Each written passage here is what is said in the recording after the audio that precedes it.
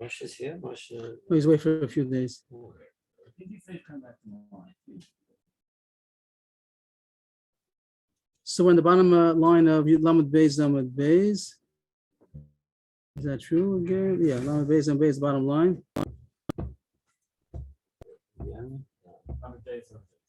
And just to recap what we did yesterday, the Gemara is talking about the principle that's called Ein Loka Mishalem, which is highlighted here on the top line of Lamed Beis. Kaimalan Ein Loka Mishalem, and the that by Yos Knas it says Amish says that there says there's a Malkus and Malkus. How do you reconcile these two things? Is it possible to have both of them, Knas and Malkus? That was the most kasha. We had two. How would we say two Malchim, two different approaches. There was Ula and Rabbi Yochanan. When you have both of them coming together, which one do you have? You can't both, only one. So Ula says that payment is the one that overrides, only payment and not Malkus. And you have to say that Mishnah and Malkus is talking about a case where there's no payment, whatever the case would be. Bogeres, Shota, Mafuta, Yisoma Mafuta. Rabbi Yochanan says that when there's both of them, Malkus and Mammon, so then it's only Malkus and not Mammon. And you have to say the case of Amish is talking about when there's no Malkus because they didn't give us raw. The Gemara said everybody agrees about Chobal and Edom Zoman that it's money. And the Gemara yesterday brought pasuk for each one. At the bottom of the page is highlighted blue, Yad B'Yad, was a pasuk extra by Edom Zoman to say that it's money. And Kenyanos and Bob that it says by Chobal over there, that's the pasuk to say that that's only money. That's as far as we got yesterday. And the Gemara said, what is the source for each one? Just to back up a little bit, on the Ula, it says on top line, Tachas Gama, there was a Xer Shava to say that it's money. And that was the source of Ula. And Rabbi Yochanan says in general that it says that they that only have one liability. Over there it says Abam Yakenu, and that's where you learn out that it's Malchus. That was yesterday's Gemara. Bottom line, Rabbi Yochanan, my time Lamakula. How come Rabbi Yochanan doesn't learn Ula's drasha to say that there is a Xer Shava that should be an exception? Usually everybody agrees that there'd be Malchus, maybe. Or Taisa talks about that if Ula agrees to Rabbi Yochanan. But why doesn't Rabbi Yochanan agree to Ula's drasha that when there's Malchus and Momen over here, by the case of a Knas, Tachas Hashem, just go back to the top of the page where it says it's drasha of Tachas. Here it says Tachas Hashem by onus. By the case of raping, it says that he should get the penalty because he afflicted her. And by Ayin Tachasayin, which is by regular monetary chobel, somebody damaged somebody, so he has to pay. Eye for eye. It doesn't mean literally, it means that he pays for the value of the eye. Over there, it means money. Chobel is money, so too, by Kanas, honest and mufata also is going to be money. And the Gemara is asking, if Ula learned that Xer Shava, so why doesn't Rabbi Yochanan agree to him? So first the Gemara tries a test which is not going to hold. The Gemara says, if you're going to say that when there's Malchus and money, so the punishment that's going to be only money, the pasuk says lo say negative commandment, which usually means Malchus, and here you're going to say never applies because there's always going to be a monetary payment. The Gemara is going to right away attack this, that it's not true. It's not always there's going to be a monetary payment, only by a case of a nar, Basula, Shalal, Rasa. But the Gemara first says that it has to always apply. Has to always be able to be Malchus. And you're going to say, in the case where there's going to be a monetary payment, it's not going to be Malchus. That was the first Gemara's initial answer to answer the kasha. The kasha was, why doesn't Rabbi Yochanan learn like Ula, that in this particular case, making Xer Shava to learn out when there's a monetary payment and Malchus, you only there's a monetary payment. The answer the Gemara tries is because then you're not going to always give Malchus for the losa, say for the negative commandment of ever sachos chalosegale, because you're going to pay money instead. But the Gemara right away says that's not true. Everybody probably is jumping up. Of course, there are other cases where there won't be a knas. The Gemara right away says it. Of course, you can say that. How about every time that you pay money, you also agree, you also agree that Chovel pays money and Edom Zoman pays money. What happened to the losa? You're not going to give Malchus. The pasuk says that you're not allowed to hit somebody, and if somebody does, he gets these two transgressions. Do not hit over there. But Bezin is even hitting. They shouldn't hit more than 39 times that they're supposed to. But there's a losa, there's a negative commandment not to hit somebody, and it's not going to be Malchus for it because we're supposed to pay. And Edom Zoman Amiyim came to Taltaboyim bin Akosa Rasha. The pasuk says Edom Zoman is a case of hitting him Malchus, and you're going to say it doesn't apply because you're supposed to pay money. When Edom Zoman wanted to charge somebody money, and they themselves have to pay the money, so there's not going to be malchus. So is that a kasha to you? No, of course not a kasha. There are cases, and there are cases where Edom Zomin are going to get malchus if there's no monetary payment, which means what do we say? That when the both of them come together, a punishment of malchus and money, so then the punishment is going to be money. But there are cases where it's not going to be any monetary payment, and there's going to be malchus. So as long as you can find one case where there's going to be the malchus, that's good enough. So by what do we say? By Edom Zomerman. If Edom Zomerman, these are the false witnesses, they scheming witnesses that they said testimony about somebody, and really it wasn't true. They weren't even there at the time, so they're going to be punished. If they wanted to obligate somebody to pay money, so then they're going to have to pay that money. They wanted to obligate somebody $1,000, they're going to have to pay the $1,000. Now, what happened to the case of malchus? Malchus, they won't get malchus over there. When is going to be malchus? In the case where they did not obligate him money. What will be the case? That's the Gemara's case in Maseches Malchus, that the Edom came and wanted to testify against the Kohen that he's a apostle. That was the testimony. He's a Kohen, known to be a Kohen, and they come and testify that he's the unqualified Kohen because his father married a divorced woman, and therefore he's a cholol, he can't be a Kohen. Now they're found to be false witnesses. Whatever testimony they said, they were found that they couldn't have testified that because they weren't even at the scene to know that he was a Ben Grusha Ben Chalutza. How do you punish them? You can't make them into Ben Grusha. They're not even a Kohen, let's say. They can't make them into apostle Kohen. He's not a Kohen. So over there's going to be a case where you do punish them by giving lashes. So as long as we find a case where there is punishable by lashes, so we're satisfied. You don't have to have every single case is always going to be lashes. As long as there's some cases. Also, what is the Gemara saying? Let's say the halacha would be if you have two things come together, malchus and money, so the punishment is going to be money. So when are you ever going to get lashes for that avera? So the Gemara says, I'll find you a case where there's not going to be a monetary payment. There will be a case where somebody wounded somebody and there's no monetary payment because it was such a little wound that it was less than a shavar pruta. Shavar pruta is the minimal amount of how much something is considered valuable. I think nowadays they say it's about 20 agorot, 30 agorot, whatever it might be. Less than that is not considered money. So if somebody would have hit somebody less than that amount of damage, so then he'll get malchus. We're really surprised. If he did a shavar pruta, so then a shekel worth, so then he pays the shekel, no malchus. But if he did less than the shavar pruta, so it's not considered valuable, it's not considered value, so then he doesn't pay back, but he does get malchus. But anyway, what does the Gemara say? That I'll find you a case. There is a case of chovu b'chaver. There is a case of being chayiv malchus in a case where there's no money. We're still taking the position of Yochanan. You also agree sometimes there's only a monetary payment, and you're asking Kasha, when is they ever going to apply the case of the malchus that the Torah says is chayiv malchus sometimes? In the case where there's no monetary payment, by Edom Zomerman, where they said the kind of edus that's ben Grusha ben Chalutza that has nothing to do with money, then they're going to be chayiv malchus, or by chovu b'chavero that he wounded somebody, but it's akash in rashav pruta. Let's see the words inside. Chovu b'chavero nami ikilakuma kigon sheiko hakash in rashav pruta.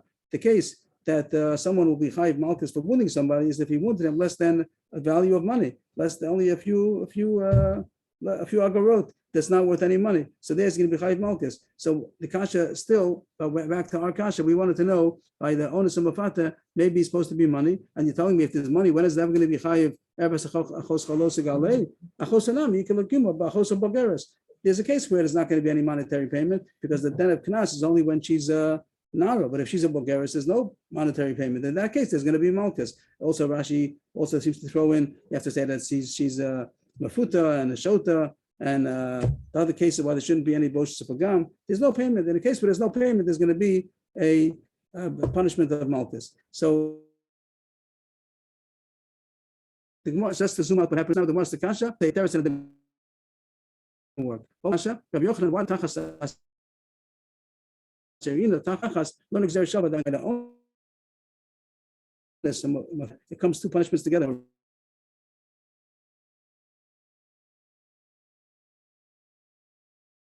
Learn out from the Ula that it should be, there's not going to be malchus in that case of because you're only going to pay money, it's not going to be malchus. But the Gemara says that's okay, as long as you find one case. There are cases that it's not going to be money. Only if she's a non-money, but if she'll be a Bulgaris, there's not going to be any money payment. So there's enough cases where there's going to be malchus for Eretz HaChoscha. But if there is a case of money also, maybe Ula's right that there's a money payment malchus. So we didn't answer Rabbi Yochanan yet. Amalach Rabbi Yochanan, answer is Rabbi Yochanan. That the pasuk that the Ula used for the Gzera Shava, that by onus it says that it is because Tachas Hashemi no, because he afflicted her, and that was part of Gzera learn out ayin tachas ayin. The Gemara says uses it for something else, like Abaye. Abaye, Omar Kura, tachas Hashem, ay tachas Hashem,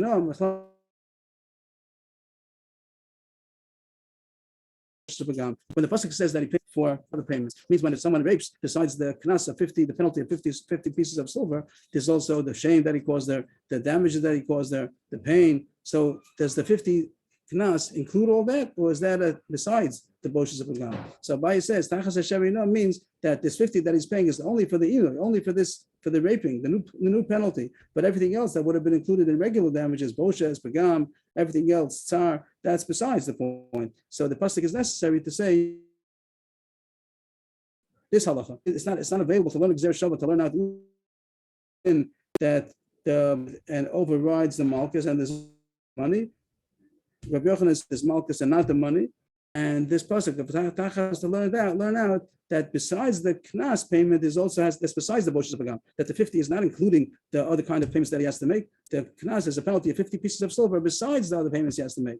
And how does Ula know that? Ula, how does he know this halacha? He also agrees that halacha that the 50 shkalim don't include the other kind of payments that he has to make. The pasuk says, and the same pasuk over there, that when somebody is honest, so he has to pay the man who with the woman has to give to the father of that girl, and it says it didn't have to say that, it could have said, but that's not ish. We know which ish we're talking about. That's what the pasuk says. He raped her, but the reason it says it again is to say that this is for the raping alone. Besides all the boshes and the pagam and the nez, everything else is besides that. So it's just an ashchiva for that act will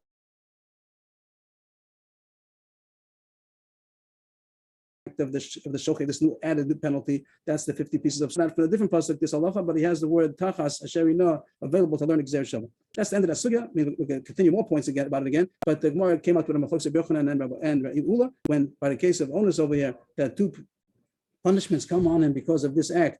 One is malchus, and one is because it's kores, and one is payment. Which one overrides? Ula says the money, he only pays money, and Rabbi Yochanan says he only gets malchus. The money is more important, at least more chumrah than is the malchus. That was yesterday's Gemara. The Gemara yesterday said the drush is how does each one know which it is? Well, Hakamula says that here's a drush of tachas. That's what he said, that Gzer Shabbat now of tachas. That's where he learns out that the money is what's paid.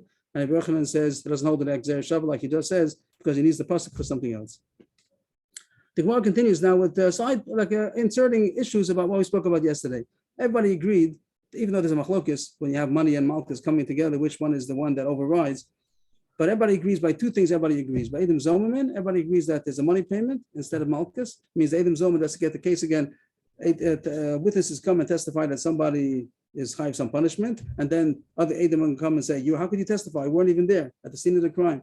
So then they get the punishment that they wanted to do. And if there was a case of money, they wanted to cause somebody a monetary loss, so they get the monetary loss. They have to pay to him whatever they wanted him to pay. And even though there should be a malchus because they said false testimony should be high malchus. So here everybody agrees that the punishment is going to be the payment, not the malchus. And also by chovel, when somebody wounds somebody, he injures somebody, even though also there should be two issues coming, there should be money and malchus, money for whatever damage he did, and also malchus because he transgressed the law, they did not allow to hit somebody. Everybody agrees that the money overrides, he only pays money, he doesn't get malchus. And yesterday the Gemara told us to psukim, just to scroll back a second, we highlighted yesterday the two psukim. We said the pasuk is Yad B'Yad, is the pasuk that it says by Edom Zomerman, and Kenyan Asin Bo is the pasuk that it says by Chovel. And everybody agreed to these two laws that even though Machlokes Rabbi Yochanan and Ula, even Rabbi Yochanan agrees over here that money is the punishment that he gets and not the malchus. And now the Gemara continues today. There are other sources for the same halacha. Nobody's arguing. Just the Gemara wants to bring another source. Here the Gemara just to zoom out a second. Rabbi Lezer is going to say another source for Edom Zomerman. Yesterday we said Yad B'Yad. The Gemara is going to say another pasuk for that. That the punishment for them is going to be money and not malchus. And Rav Shisha Beid Ravidi over here on the bottom is going to be another source to say Chovel B'Chavero. When somebody wounds somebody, the punishment is going to be money and not malchus.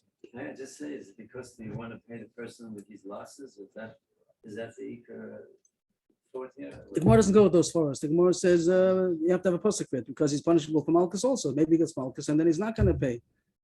That's the Gemara entertains the possibility. In a lot of cases with Malchus and not payments. The Rabbi Yochanan says if Malchus and money comes together, then Malchus is what he has. It's only Malchus and no money. And that the Gemara is asking, not a question what rather, but that's the Torah. He's saying he'd rather get the money. He'd rather get his money. He lost something. He should be paid for what he's lost. Could be. The victim is the victim. Okay, but the Gemara seems. Getting his flashes. Mazel tov, he got what he deserves, but somebody lost something. Yeah. But the Gemara talks about you can talk.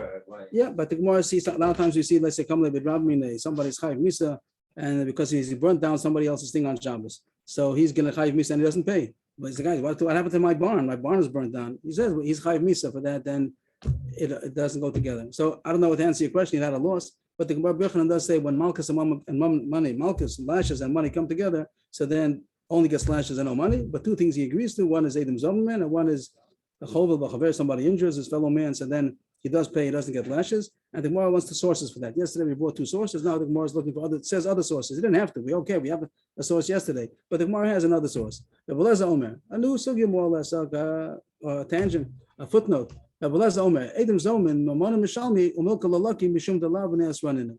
The reason why I know that Adam Zomerman, these false witnesses, these scheming witnesses, that they framed somebody, that he has to pay money, so he does pay money, and he's not chayiv malchus. They're not chayiv malchus. I'll tell you how I know, because it's not possible that they should be chayiv malchus, because it's impossible to warn them. We know whenever someone's chayiv malchus, it's only if they were warned. They were warned. Hasra. He has to be warned, and they accepted. That's why I said I don't care, even though they tell him if you're going to do this, if you're going to eat this piece of nevela, so you're chayiv malchus, and he says no, I'm doing it anyway. Then it's chayiv malchus. But if they didn't warn him, he's not chayiv lashes. Of course, Hashem knows if he did it intentionally, but we cannot punish him only if he got warned. So he's going to say now a point that when Adam comes to testify against somebody that he owes money, it's not possible to warn him beforehand that if you're going to do this and it's false, then you're going to be chayiv the same. You're going to be chayiv lashes. You can't. It's impossible to warn him before he says the testimony, and the Gemara is going to explain why. Why is it impossible to warn him before he comes to say testimony? We should tell him. We should know. Review. You're going to say testimony now.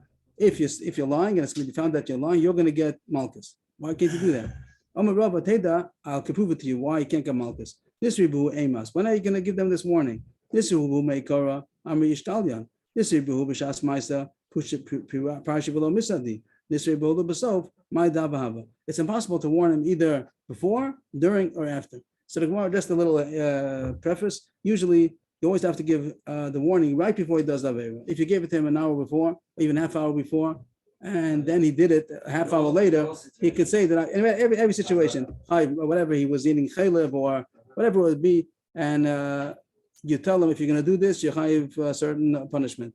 But he didn't do it right away. He did it a half hour later, 10 minutes later, 5 minutes later. It's not enough. You can't give him the punishment. He can say that I forgot. It has to be they did it right away, right after you told him the punishment. If you do this, you're going to be high for a certain punishment. You did it right away. But if you warned him much earlier, he could say that I forgot. When I did it, I forgot. Also, if you tell the Asra after he did it, that it's too late. He did that very. Then you tell him, you warn him, you have this and this punishment. It's too late. I didn't know it before. So you always have to tell him Shas Meiser. And here the Gemara is going to say that it's not possible to warn him right as he's saying the testimony, because that's going to be too intimidating to him. You come to him and you say, if you're lying, he looks at you like you think I'm lying, so forget about it. I'm not going to testify. Even if he's a truth with this, he's not going to want to testify because he sees that the Dayan seems to be too aggressive against him. So that's why the Gemara says it's not possible that every time someone's going to say testimony, we're going to tell him, B'shas Ma'aseh, right before he testifies, we tell him, if you're lying, you're going to get punished. We can't do that. That's what the Gemara says. Teda, I'll prove to you that it's not possible to warn him. Nisribu emas. When should we warn him? Nisribu meikara. Should we warn him earlier? Not right when he's saying testimony, earlier.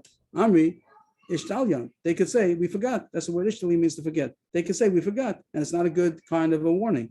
Nisribu b'shas ma'aseh. This is the main point. This is going to be the chiddush over here. Usually, you always give us b'shas ma'aseh, as he's right as he's doing it. But here you can't. If you're going to warn them as they're coming to say testimony, parashi v'lo misadi, they're going to move away. They'll go away and they won't testify, even if they're true Adam, because they see that you're suspecting him. You look suspicious of him, so he gets intimidated. He's not going to want to say testimony, even if he's a true Adam. If you're going to say that's right after he testified, my davahaba, it's already over. Whatever happened, happened. And he's not chayiv malchus for that because he didn't get asra. So that was Rabba's explanation of Rabbi Lezer, that the reason why Edom Zolman are not chayiv malchus is because it's impossible to warn them. So therefore, he's only left with the payment, and there's not going to be malchus. That was another, besides yesterday's pshat. Yesterday we said yad biyad. We had a pasuk to say Edom Zolman have to pay. Here he's saying another technical reason why he has to be that he pays, because there's no malchus. How could you give him malchus? You didn't warn him. You can't warn him before he says testimony. But the Gemara has kashas on that. It is possible to warn him in a way that he won't be intimidated. And what is that? It means as soon as, right after he testifies, not very later, not 5 minutes later. Means immediately, a few seconds, within a few seconds, 3-5 seconds. If you warn him that if this was a false testimony, so you're going to be punished, he's allowed to retract from his testimony within those few seconds. Is usually the Gemara says it's like the time it says to say Shalom Aleichem Rabbi Amori. There's a small amount of time. What? That's called immediate. So even though the person said the testimony and he can't retract the testimony, but Tofkali Dibur you could retract. You're allowed to retract your testimony as soon as you finish saying it. You can still retract. So that the Gemara says that's what we should do. If we're going to do it right before he says the testimony, then we're going to be intimidating. But we didn't say anything. But as soon as he said the testimony, then we tell him you should know that if that was a lie, then you're going to be punished with the same punishment that you want to put up on him. And then if he says, I retract, he'd have the right to do that. So if you say the whole reason why he doesn't get malchus is because technically we can't give him a warning, that's not true. We could find a way to give him a warning. There was another kasha also. Another way how to warn him in a way that he won't be intimidated. That we could give them the warning beforehand, 10 minutes ago, a half hour ago, when things are calm, he's not going to be intimidated. And B'shas Maisa, we're just going to remind him, Rashi says, in a calm way, not a way that'll be intimidated, just to remind him that if it's a false testimony with some kind of a, whatever it might be, or some kind of a word that's going to be a reminder, but not that you're coming down and say that if you're lying, then you should know you're going to be punished. That's too aggressive and too intimidating. But just Meikar means earlier, a day before. Right, but he was saying that again, he shouldn't be able to say that he forgot. But the remedy is that just to remind him again is not going to be intimidating. So the Gemara has two ways I would be able technically how to warn him, and therefore the Gemara is challenging the source of Rebbe Lezer. Rebbe Lezer says the reason why Edom Zolman don't get malchus is because it's impossible to get malchus because he can't warn them. Technically, he can't warn them. And Abaya and Avacha Beid Ravika, they found ways how it is possible to warn him, and therefore they're challenging Rebbe Lezer's statement proof. Because he was trying to, Edom Zolman were trying to get somebody killed because of the false aids. We're talking about if there's money. We're not talking about if they're trying to kill somebody. They wanted to say somebody has to pay money. They say has to pay $1,000. We're talking about money and malchus. Money and malchus. Which one over one? Here, everybody agrees that the money overrides. They don't get malchus, but they have money. Now Abaye says, even though Abaye was just trying to say that there is a way to warn him, but now Abaye himself retracts and he says, I agree that Edom Zolman achayiv even without a warning. Till now, the Gemara is saying it's impossible to warn him. Abaye says it is possible. If you want a technicality how it's possible to warn him, it is possible to warn him. But Abaye is going to agree that Edom Zolman would be chayiv, the punishment, even if there was no warning. He's going to give in to say that Edom Zolman would be chayiv even if there's no warning. It is possible to warn them if like we said, as soon as they finish testifying, the Dayanim say, or somebody says that if you lied, you're going to be punishable.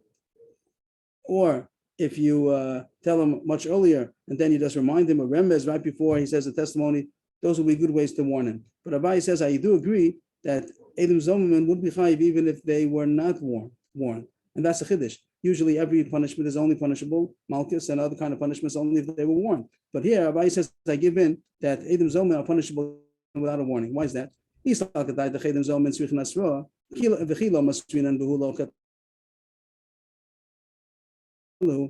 one have to be warned, like anybody else, and if they were not warned, they were not going to punish them. Kaflina means to kill them in the case where they did testify about somebody being chayiv misa. So, and we're not going to punish them.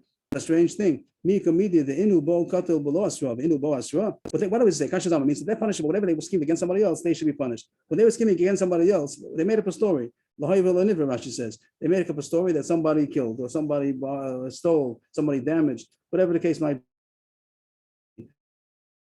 and we're going to punish them. This to somebody else, they're going to be punished.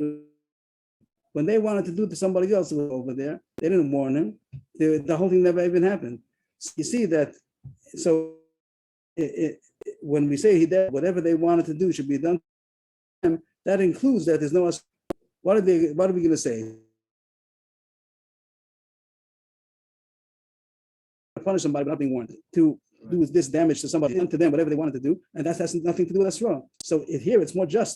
The justice is that the justice should be that they should be punished without a warning, just like they wanted to punish without a warning. So they are punished without a warning. That's exactly what I was worried about, because that they're doing all this, they're doing atrocity. You're getting somebody killable because of their false witness. How can you wait for us at this point?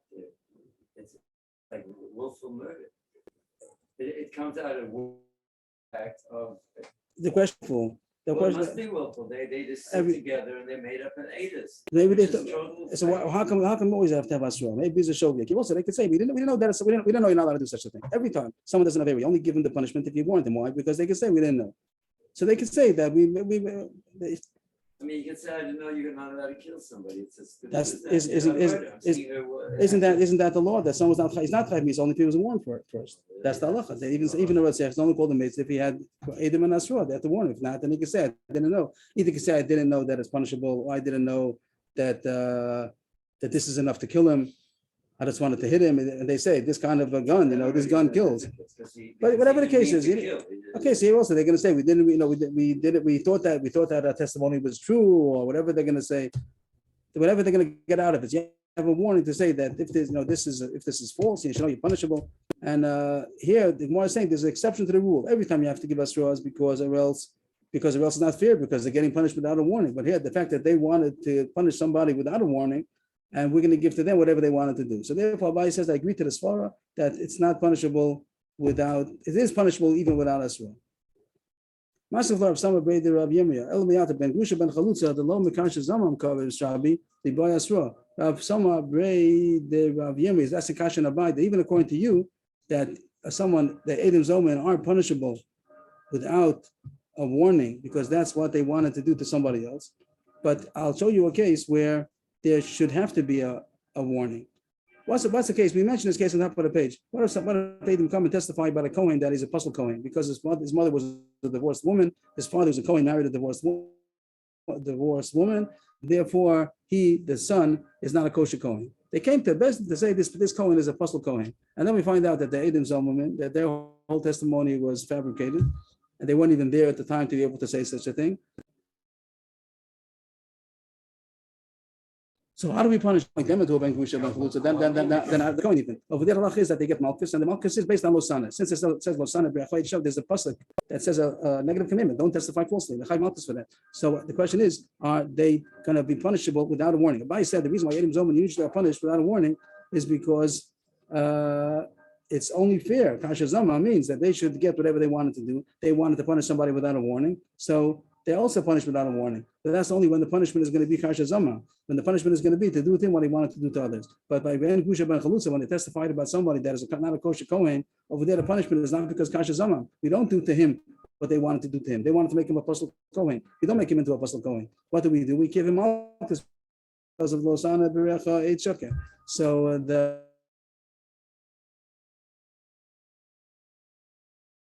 punishment over there is a regular losase. So they should have to be warned is because they're punishable kasha zama to give to them what they want. But that's usual. But there is a case where they're not punishable with kasha zama. They don't get the punishment of doing to them what they want to do to others. Sometimes the punishment is going to be because they testified falsely. The losase. There's a negative commandment: do not testify falsely. And over there, you should have to have asra, and the halach is you don't have to. The answer is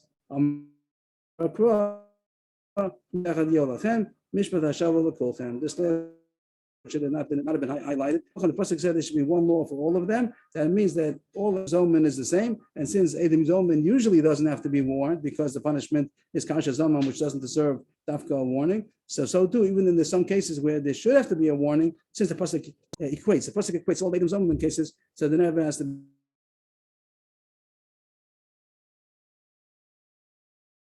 So what happened in this? The Gemara started off. Rabbi Elazar was saying as far as the money and a lashes punishment, he only gets the punishment of the monetary punishment and not the malchus. Yes, they made a pasuk yad b'yad. Here he says as far because they're not possible to give them malchus because there's no asra. And the Gemara spoke about that. Why is there no asra? Because you can't intimidate them as they're saying the testimony that they're going to be punishable. That's too intimidating and showing that you're suspicious about them. But that the Gemara itself said that it is possible to get a testimony which won't be intimidating. It is possible. Abai does agree for a different reason. Not that that's a reason that Edom Zomen are going to get malchus, but he says it is true that there is no malchus because there is no asra. You don't need asra. The chayvin without asra because they wanted to do to the victim without a warning. Therefore, they deserve also to be punished without a warning also. So that was a side point, and the Gemara finished that. Now the next Gemara also goes on a side point. Yesterday the Gemara spoke about the other point. If somebody wounds, and also over there also there should be a punishment of malchus and money, and you don't give both of them, in loka mashalim. So which one do you do? So Rabbi Yochanan said, Rabbi Yochanan usually says when you have these two things coming together, so the punishment is malchus and not money. But here he does agree that the punishment is going to be the money. If somebody wounds somebody, he damages, injury, so then he's punishable by paying. He has to pay for the damages, and he's no malchus. And the question, how do you know that? Yesterday the Gemara said because Kenyan us involved. That was the pasuk yesterday. Here the Gemara is a different drasha. If anybody lost what we spoke about till now, you can start from here. It's a new sugya. The source to say that when somebody wounds, injures somebody, that is punishable by paying, he has to pay, and not malchus, is from the following source. It says, the pasuk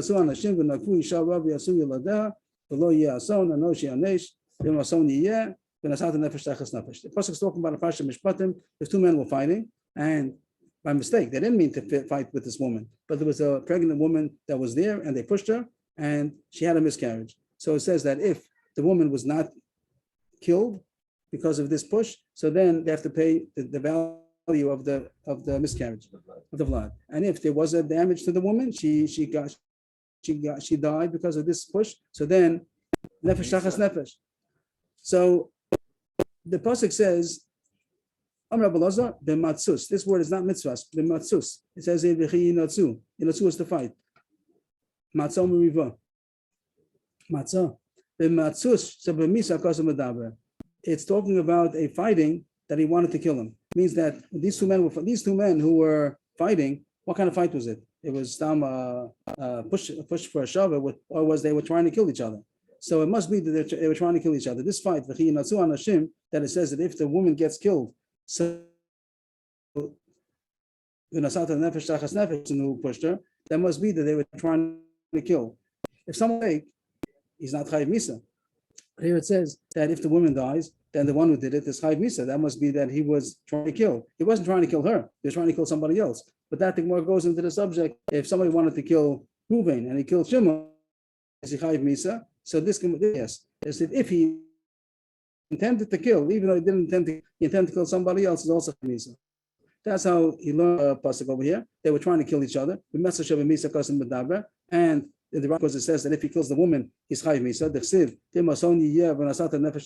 that if there is a son, the fatality happened to the woman, so then he has to give a life. He pays with his life.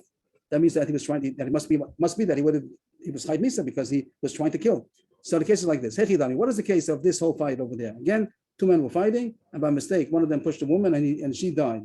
She's chayiv misa. That must have been they was trying to kill the friend, the man, and that's why if he kills the woman by mistake, he's chayiv misa. Was there asra or not? Was there somebody warning them that stop this fight because you're going to kill and it's going to be chayiv misa? So was there a warning or not? If there's no warning, no one's chayiv misa. Even if he would have killed the man also, they only killed somebody. This was a case talked about before. If somebody killed, only if he was warned that stop it because you're going to kill. Nothing to do with the woman. The woman was on the side. That was on the side. But he was trying to kill the other man. And by mistake, he killed the woman. So that's in the Skav and Lara Gazeh. Could be chayiv. That could be. That if the halach would be he's trying to kill one and he killed the other one, that we could swallow. But it has to be that he intended to kill somebody, or else he wouldn't be chayiv misa. Echidami, what's the case?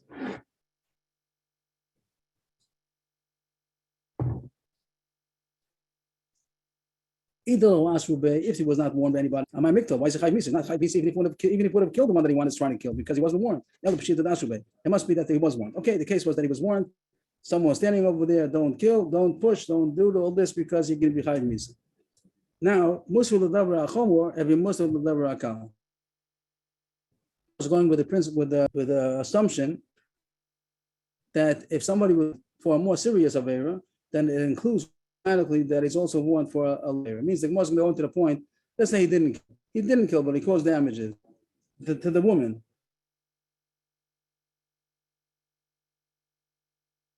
The Pasuk talks about if he kills the woman, he's chayv misa. What if he didn't kill the woman? That's going to be the subject. Does he pay for the damages? So is it considered asra? It must be that the Gemara is going with the assumption that it must be, but the Gemara is assuming that somebody got a warning for a more serious avera, like killing, like murder, that includes automatically that he's warned also for the smaller avera. So there are two averas over here. The serious one is killing. The more lenient one is damaging.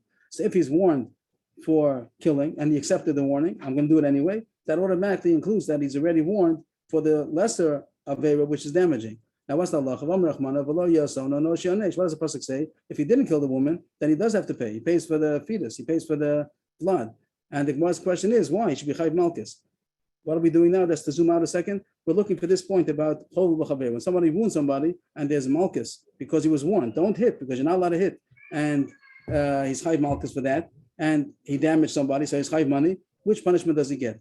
Is he punishable by malchus or by money? So here, Rabbi Allah, who's this? Avshisha Beri David, he wants to prove that I'll show you. The pasuk says he pays money. Why? Because the pasuk says that if these two men were fighting, and by mistake they pushed a woman and she did not die, you pay for the vlados, you pay the money, the monetary damage that they caused.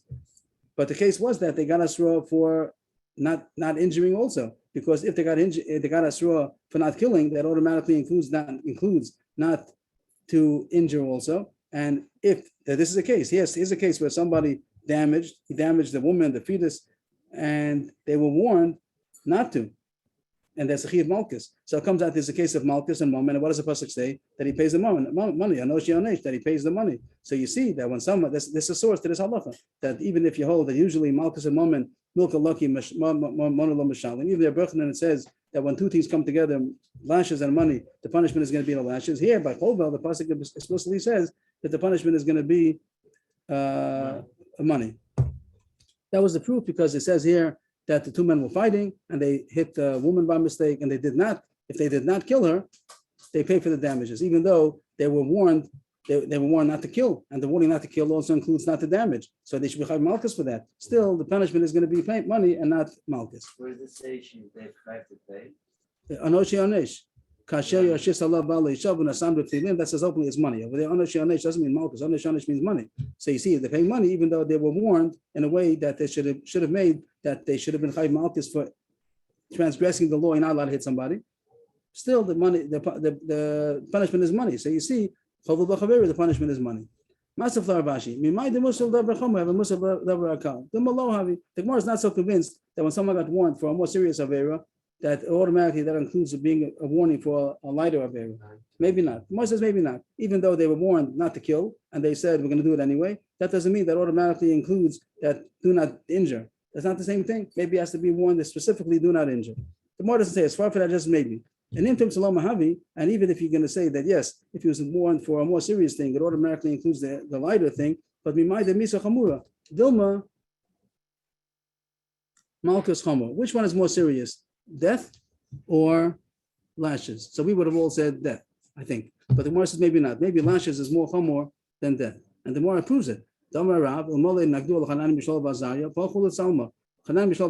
know that there was the pashtus is the case of avodah zarah over there. Let's say the pashtus was avodah zarah in the pasuk.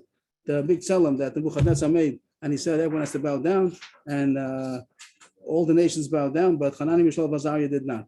And they were thrown into the burning furnace, and they were saved. That's the famous story. It says in Sefer Daniel. But the Gemara says if they would have tortured them, if they would have not do, they would not because if they would have given lashes to them, they would have given in. They wouldn't have been able to tolerate the lashes. It means the Gemara is saying that torture is harder than death. Someone says, do this or be killed.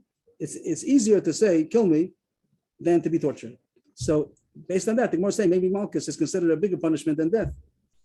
So even if you say that they received the warning that they're going to be chayv misa if they killed, but that doesn't automatically mean that they're going to get Malchus if they injure. Maybe Malchus is harder to people than death.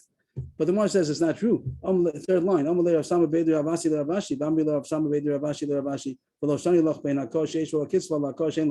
you differentiate between finite amount of lashes to an infinite amount of lashes means by Bezdin, what does Lat Malchus means? 39. 39 is a finite amount, the definite amount of lashes, and that's surely less than Misa. The Gemara is saying. The case over there, by torturing, when the Nebuchadnezzar could have tortured Ani Mishael Bazaria, of course there are possible such tortures which are worse than death. But that doesn't mean that every torture is worse than death. So the Gemara is saying that it's not true, that Malchus is not worse than death. So the second point, the first point the Gemara doesn't address, that it is possible that even someone who's born for a worse Avera doesn't mean automatically that includes a lesser Avera. But the second point that the Gemara is dealing with, which one is worse, Malchus or death? The Gemara says surely death is more chamor. Only sometimes when it's torture and inquisition over there, you can say that that's worse than death. But in regular case of Malchus, surely death is worse than Malchus. Maskef la Rav Yaakov ben Hapakot. Don't yichel Rabbanan the Amri Nefesh Mamish. The whole subject over there, the whole sugi we spoke about by the two men fighting and they pushed a woman by mistake. There are two ways to learn the whole parasha over there. One way to learn is the way we said till now, that if they pushed a woman and they killed her, so then they're chayiv misa. Even because they want if they intended to kill one person and they kill somebody else, they are chayiv misa. That's one way to learn. And based on that, the Gemara said, I have a proof because it must be that they were warned, or else it wouldn't be chayiv misa. And if they're warned, so that should include also the warning not to injure, and still they pay money and they don't get malchus. That was the structure of the whole proof. But now the Gemara is going to say there's another way to learn the whole parasha over there, and according to that other way of learning, there wouldn't be a proof. That's only good according to Rabbanan and say nefesh mamish. It says when asata nefesh tachas nefesh, a life for a life, it means actually life. It means that you kill him. If the woman died, you killed the person who pushed her because he wanted to kill somebody else and he killed her. It's chayiv misa. But Rebbe argues. Rebbe learns different. Rebbe says that if someone wanted to kill Reuven and he kills Shimon, so he's parted from misa. And the pasuk over there doesn't mean that. The pasuk just means that he has to pay. There's a payment that as much as the woman died, not that the one who pushed her has to give his life, but he has to pay the value of how much he was worth. If so, they have no proof there was any asra. The whole proof that there was a warning over there was only based on the fact that if the woman does die, so then you kill the person who pushed her. That means there must have been a warning. If there's no warning, you can't kill somebody without a warning. But the fact that he has to pay money, the person has to pay damages, and here damages would be the value of the whole person because she died. But that show you have to pay even without a warning also. So then there's no proof that there was any warning in this place, no warning for the death. There's no warning for the malchus. There's no raya that malchus overrides the malchus. There was no money. There was no case of malchus over here. So the Gemara rejects the proof that we just proved. I mean, this whole raya that Rav Shisha Beit David brought, that that Chovu B'Chavera pays money from this pasuk about the men who were fighting and they pushed a woman and she died, is not such a. The Gemara says for two reasons you can't bring a proof in there. First of all, even though they were warned not to kill, that does not necessarily doesn't include not to injure. So you can't see, you don't have a case that they be chayiv malchus because of that hasra. And at the end, the Gemara says also that there's another way to learn the whole parasha over there, that they don't get killed. They have to pay money only, and there's no hasra. There's no hasra on the misa, there's no hasra on the malchus, and there's no raya that the money overrides the malchus. A different proof.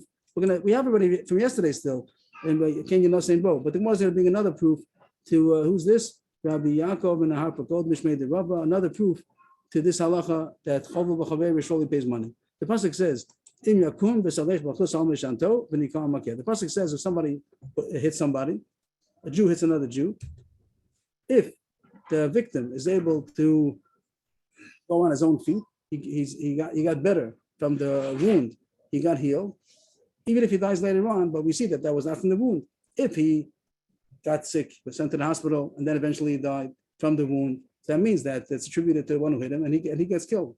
But if the victim, got healthy in a way that he's able to go on his own feet, al mishanto, on his own leaning, he's able to walk on his own feet, then even if he dies afterwards, then the striker, the one who struck him, is pater because we see that the victim was able to go on his own. He was healed, even though later on he died. It's not attributed to the initial.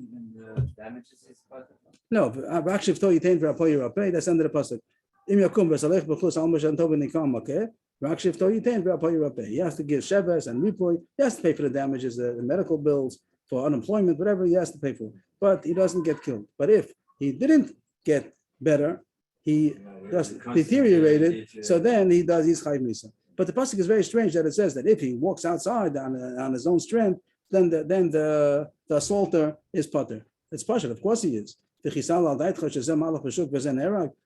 the pasuk in the pasuk shot means that even if he died afterwards, even though he died, once he got better in between, even if he died, we don't attribute it to the initial wound. But the Gemara is saying here, it sounds like you might think that he's walking in the street and we're going to kill him. The victim was walking in the street and he's fine, and the one who assaulted him is going to be chayiv misa. That can't be. There's a drush over here. Elam alami shechov shenoso. We put him into jail. We imprison him. Means when somebody attacked and we're waiting to see what's happening in the hospital, is the victim going to live or not? So you don't just let him go. He might run away. We want to catch him because we have to kill him if he's going to die, if the victim's going to die. So chov shenoso, we imprison him, and if the victim is going to die, then we're going to kill the assaulter. And if he doesn't die, then the pasuk says he has to pay for the sheves, which means unemployment, as long as he can't work. He's out of work for a couple of weeks, so the damager has to pay for that, and also the medical bills. That's the pasuk. So we have shot in the pasuk that somebody hit somebody, and it's a question if he's going to live or not. We lock him up until we see the results. If the victim dies, we kill him. If the victim doesn't die, he just has to pay the damages.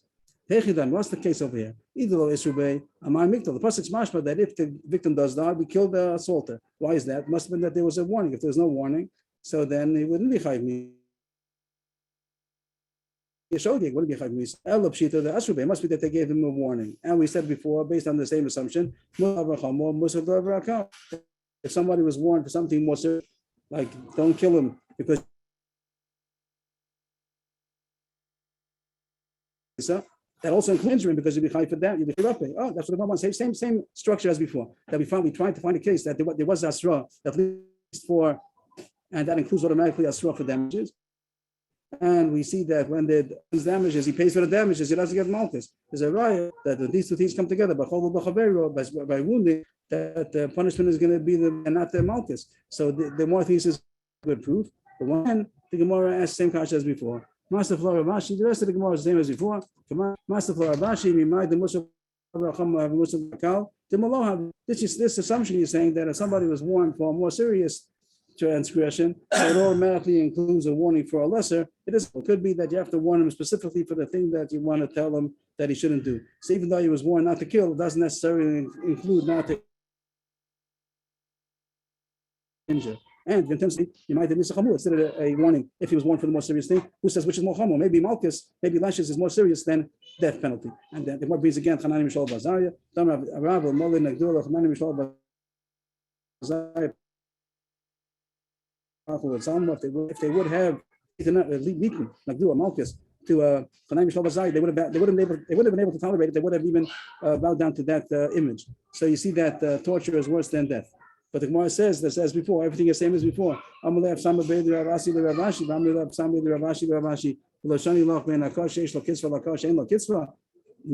is a definite amount of lashes, 39. 39 lashes is not worse than death. Over there, it's talking about infinite torture, as much as the Malchus and the Nebuchadnezzar would want to do. There is such a thing as torture, which is worse than death, but not 39 lashes. So therefore, that is not is not a choice. Surely death is worse than Malchus. So if you hold that Musa or Musa, so then the Raya would hold. But I see that they were warned not to injure, as if they were warned not to injure, and still the monetary payment. The Gemara did ask, who says maybe even if it's true that Misa is more chomer, like we're saying now, but maybe you have to be warned specifically for the way that they are being told, not for something more chomer. Rav Mari, we might have been amazed the Nika Miktala, Dilma Bashogek, Nika Migolas Kasha. But the Gemara does disprove this proof also, because the pasuk doesn't say what it's talking about. The pasuk says this whole point about that somebody hit and we wait to see if he's going to get better. If he gets better, so then he's putter, and you imprison him to see what's going to happen. So the Gemara assumed till now is talking about that he's going to be put to death. We wait until if the victim dies, then we're going to kill the assaulter. That has to be that there was a maze, that there was hasra. You only kill somebody if he was intentional, and you only consider intentional if he was warned. Then the right would have made sense. If you say, of course, but then it would have made sense. But the Gemara questions the whole basis of the proof. Who says it's talking about that he did this intentionally with Asra? It could be that he assaulted somebody, b'shogeg. I've got the pasuk over there, but it says that one person hit the other, maybe it was by mistake, and that the worst is only going to be Golos, it's only going to be the exile into the cities of refuge. And it was b'shogeg, there was no malchut, there was no hasra over there. We do lock him up to see what's going to be, because if he gets better, then there's no Golos either. He doesn't have to go to exile either. So we do lock him up to see what's going to be the result of the victim, but not that if he does die, so then he's necessarily going to be killed. It could be unless we sent to the cities of refuge. So there's no point. There's no proof that it's talking about that there was Asra over here. If there's no proof that there was Asra, so there's no proof. The whole proof falls apart.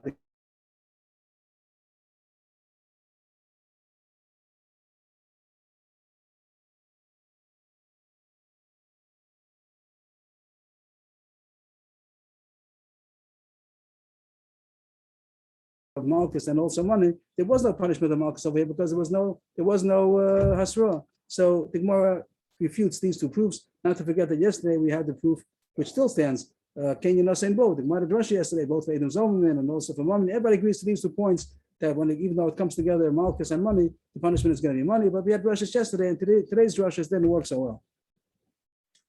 The Gemara here has the 2 dots over here where we can continue. It's a new point. And this is like zooming out even further than we've been till now. Till now we were zooming in. Now we're going to zoom out more. What happened to the whole kasha? To recap the whole idea that's been happening. The Gemara kasha, a couple of pages ago, yesterday it started that ein lo k'mishalim. What happened? That our Mishnah says, maybe this is already. What daf was this already? I forgot. 1 second. This was Lamed Beis. Today's is Lamed Gimel. So this is yesterday's daf, and the Gemara asked the kasha that the Mishnah in Marcus says that is. Marcus for somebody who has relations with the Chayvik Krisus. Our Mishnah says that there's Knas. How do these two things go together? Ein lo k'mishalim. The whole story was based on ein lo k'mishalim. And that was that how can you monetary penalty? Over there it says that there's Malchus for these Averis. So how can it be both? And now we had the Tirutzim, either Ula or Yochanan. Either the case is that the case in Marcus was where there's no Knas, or the case of Knas, there's no Malchus. But so far, and that was how the whole sugya unfolded, that you don't do both of these punishments, only one of them. The question is which one. That was how the whole sugya we've been talking about. But the whole thing was only based on this yisod, that ein lo k'mishalim, top line, kamalon ein lo k'mishalim. But now the Gemara says there's another opinion, which was mentioned yesterday. Agav, the Gemara did mention it yesterday. The Meir argues. Here's yesterday's Gemara. The Gemara says that Rav Meir holds that yes, lo k'mishalim. But we're going with Rabbanan that say ein lo k'mishalim. That is, you don't get both punishments. But now the Gemara is going to open up that answer the contradiction between our Mishnah and the Mishnah and Marcus. So Shlokish says not kash at all. Amani Rav Meir, lo k'mishalim. It's not a problem. Our Mishnah says that there's Malchus. That Mishnah says our Mishnah says that there's a penalty, there's knas, monetary penalty. That Mishnah says that there's Malchus, and it's not a problem because Rav Meir holds you get both.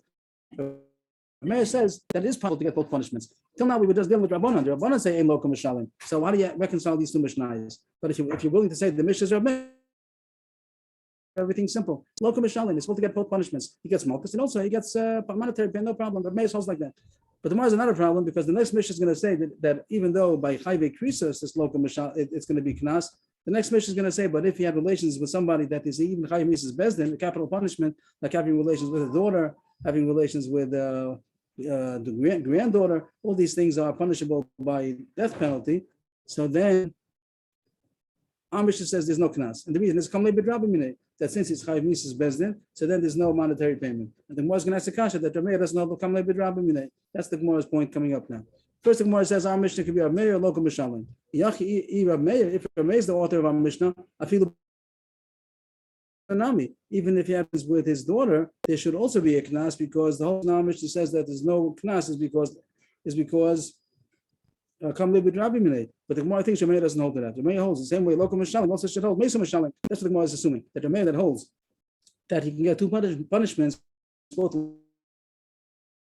monetary payment penalty. So too, even if he's going to be killed, also they should have to pay the monetary payments. So how come the Mishnah later on says that if you have relations with a bito, that's the Chayv Sreifa? So is that Sreifa? I think Sreifa. I think so. Is it true that he should not pay the penalty? Mishal list, he might only holds that he gets two punishments, Malchus and payment, but not to Gayan payment. That he also agrees, come maybe no, that's not true. I'll prove the Mace Mishalim either. Mace also Mishalim. But Tanya, gonna be Tavach Mishabas, gonna be Tavach Lavo the Zora, gonna be Shah Nisko, the Tavcho, Misham Tashlume, Abba Hamisha, Debra Meir. We know the Allah we know that Allah about Ganav or Mocha, Ganav Tavach. If somebody stole an ox or a sheep and he sold it, he stole it and he sold it, or he stole it and he slaughtered it. So the pasuk says he has to pay 4 or 5 times. Four times for a Sheep and 5 times for a cow. Now, what if he did it on Shabbos? He slaughtered it on Shabbos. Now the issue about his Chayv Misa because he slaughtered it on Shabbos. It's Machal Shabbos. So come Levid Rabbi. So we're going to say come Levid Rabbi. He's only going to be Chayv Misa and he's not going to pay. That's the principle we learned. Come Levid Rabbi from the Masoni year. He doesn't pay. Or going to Avodah Zarah that he stole and he slaughtered it, but he slaughtered it to Avodah Zarah. Slaughtering to Avodah Zarah is Chayv Misa. So the Mishnah is going to say they're potter, but the Rameh says Chayv. Kind of Shah Niskla, Rashi says this we have to hold on to. We'll leave that. Kind of Shah Niskla, okay, but we'll leave out these 4 words. We don't know about that yet. Our issue was the other ones that he did it on Shabbos, Avodah Zarah.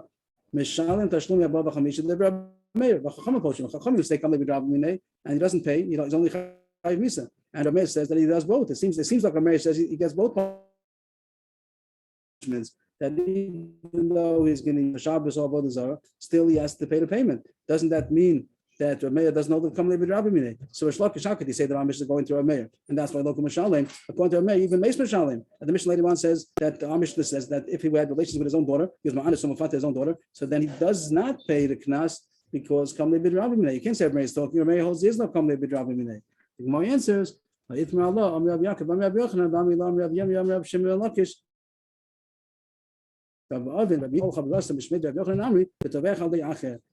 the Rameir does. They come to explain that Bryce of Rameir that Rameir says that by Ganav Tovach B'Shabbos he's chayiv and have the problem. How can he be chayiv? He's kamli b'drabminei, and they say Rameir doesn't argue. Rameir also agrees kamli b'drabminei. Usually a potter. The case over here that is chayiv is because somebody else did it. That the person who slaughtered it was a shliach. He told somebody else you slaughtered it. Ruvain stole the animal and he gave it to Shimon to slaughter on Shabbos. So Shimon who slaughtered it on Shabbos, he's the one who's chayiv misa. But one who sent him to do it is not chayiv misa. That's why he has to make the payment. And the more surprised that he has to make the payment. If you tell somebody else to slaughter, why should he be chayiv? And the one who sent him to do it shouldn't be chayiv to pay either, even though he's not chayiv misa. That's the more kasha. Is it possible for one person to do it avera? He's the one who slaughtered it. Shimon slaughtered it, and who was going to be chayiv to pay? He shouldn't be chayiv to pay because he didn't do it. Then Rashi says, the Gemara says this is an exception. Even though usually there can't be a messenger to do an avera. It's the messenger's own problem. It has nothing to do with the one who sent him. But here there's an exception. It says, whenever you sell, every sale always includes 2 parties. You can't sell to a nobody. You have to sell to somebody. So since there's somebody else involved, so too, shchita also, the slaughtering is also, even if somebody else is involved. Xer Sakasov over here, a special exception that even though usually ain't shneich l'barbera, here there is, and if you slaughter it through somebody else, you have to pay. You stole an animal and he gave it to a slaughterer to slaughter, you have to pay the 4 or 5 times because here the Torah says that there is considered a shliach l'dvar. So Rabbi Shmuel Tana, the Rabbi says shliach. Different drushes for the same thing. The word "o" is extra to tell you that even a shliach also makes the mishaleach chayiv. Chizkiya Tana tachas. The Rabbi says shliach. Another drasha, all different drushes to tell you this halacha, like it says chamisha bakor yishalem tachas chamisha bakor yishalem tachas ha. Forgot about some tachas aseh.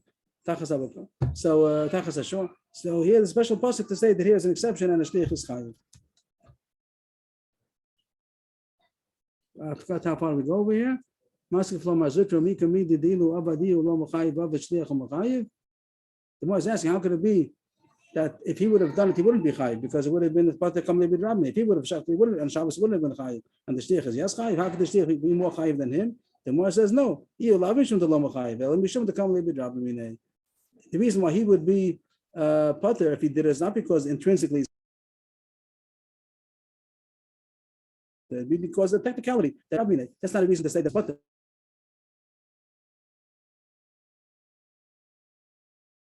So therefore, the shliach who did it, the shliach, the reason why he's chayv, we'll stop over here. The Gemara continues that if it's the vechal diachad, why should they want to argue on it? That's tomorrow's Gemara. But just to zoom out, what happened? Okay, you have 2 pages ago. You say that our Mishnah says knas, and the Mishnah Makkah says that there's malchus. I understand one. How can you 2 things? Till now, we accepted the kasha that you can't have both. Has to be only one of them. And the choice is what to say. The our Mishnah is talking about where there's no malchus, or the Mishnah over there is talking about where there's no moment. You have to get out of the kasha, and that was all assuming Rabbanan that hold a local mishalim. But Rish Lakish says our Mishnah is talking about local mishalim, and it goes according to a mayor that says it's possible to have both. The more the side problem that if so, how come the Mishnah later on says come that if he's chayv misas bezdin, so then there's no payment. Or mayor, the more thought that Rameir says that there's no come levidrabmin over there by slaughtering on Shabbos, and the Gemara says no. He also agrees to the yesod of come levidrabmin over there, talking about something else that he's not the one who did it. He gave it to somebody else. He gave it to somebody else's slaughter, so that's why he's chayiv misa. I'm not chayiv misa, and therefore there would be a payment. But it does agree to the yesod of kam levidrabmin. Thank you, everybody. Rolf, I have a question